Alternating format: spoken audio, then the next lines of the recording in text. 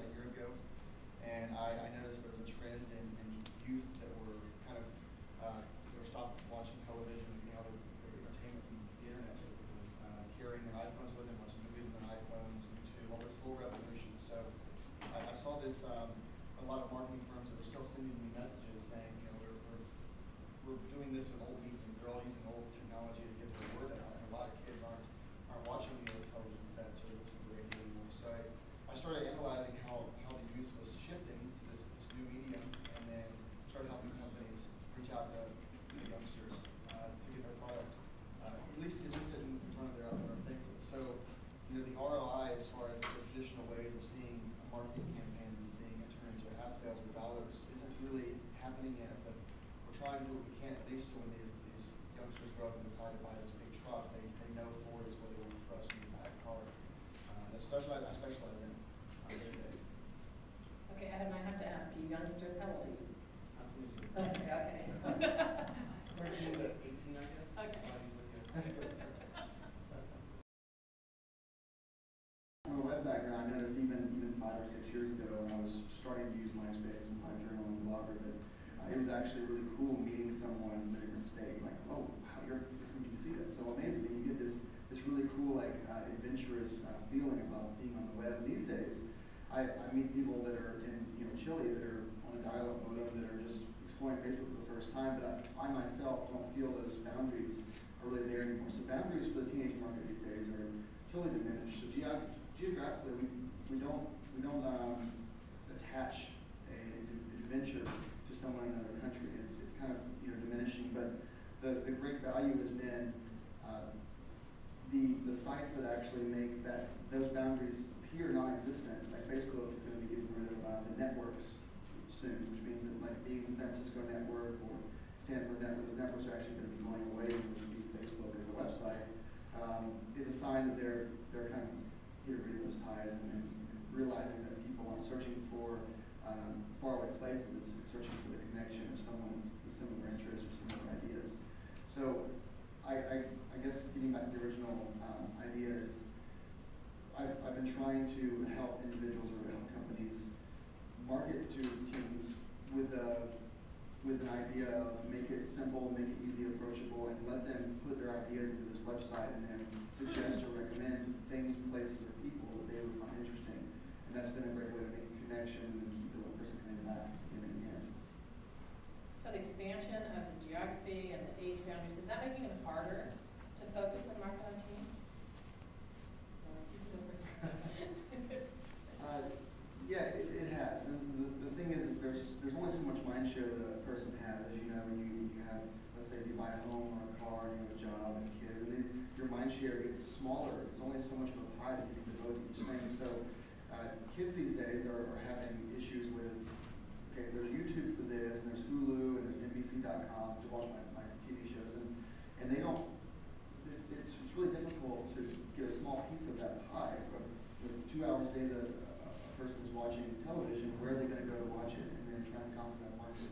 So lately, the past 5 years, it was let's see how much content we get on the web. It's just throw as much content as possible. So we're the king, the leader. iTunes did that, but they have great branding now, so they're kind of on a nice roller coaster. But a lot of new sites are trying to add tons of content, then not focusing on design, and it's overwhelming. And people say, ABC.com isn't really that easy to use as far as a television station, but Hulu is. So there's that huge issue of it's not all about having every bit of content you can. It's about making it easy, approachable, not requiring a sign-on to get into the site, and kind of making a simple entry point, and then get them hooked into the content later.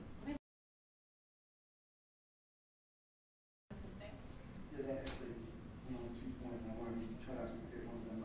Yeah, so my latest push for companies that I help with is well, there's 2 roads you can go down. There's one of those where you can just say, here's a website, here's a platform, create a username, and be anything you want to as long as it's more than 5 characters, and then just have fun. And I've seen time and time again the individuals that are the natural troublemakers are going to be troublemakers no matter if they're sitting quietly in the back of the classroom or if they're in their wherever their mom's house, wherever they are. So there's also the good people who are going to be there and say, hey, that's not nice, and they're going to get into arguments. But But it definitely, and if some communities totally shift where the good guys will leave and they'll go somewhere else, and then the bad whatever's will stay there and comment on articles and be on me. So that happens sometimes. But there's another road that I've given options to companies saying reduce the anonymity and actually make them be real people. And it's going into the whole matrix plugged-in idea of having an identity that's you, that's online and trackable. So using your first and last name, your photo in some way to identify yourself as a real person. And then you notice that even the troublemakers kind of calm it down a little bit and be a little more respectful, because that page rank on Google follows you forever. So when you start a business in your 30s, someone can search your first and last name with no spaces on Facebook and find all this horrible stuff you said in your teenage years. So there's two roads you can take, and you can turn good either way. But I've seen when there's an anonymity, the bad kids definitely come out in droves. And Facebook has been excellent for me, because I've been building sites for clients and saying, just put a Facebook connection, and then it authenticates, and then you have a picture and a first and last name of the person that's even commenting, uploading photos, interacting, whatever they're doing, it's a real person, and it ties back to their Facebook account, and that gets rid of all the crazies and all the bad kids. But you're right, they're going to be good or bad depending on the values, not in the result of what they find on the internet. It's usually they come with it. So that the teens really want the technology itself, or do they want what the technology can do for them? So it's once again, there's always the two sides to this.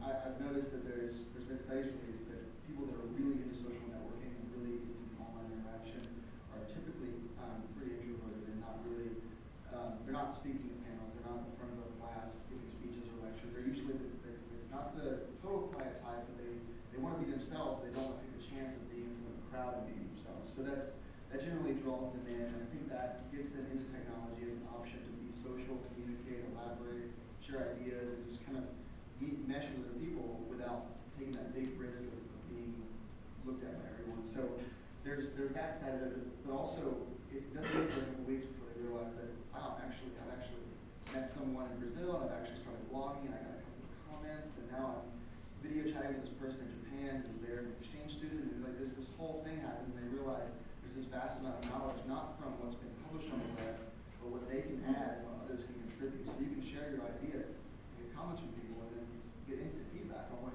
you like. And a Twitter post of where should I eat lunch today, you get replies back from people that are telling you where to eat, and it's fun and interactive, and you're meshing with people without the social awkwardness that most teenagers experience. And I'd say that really plays into what market.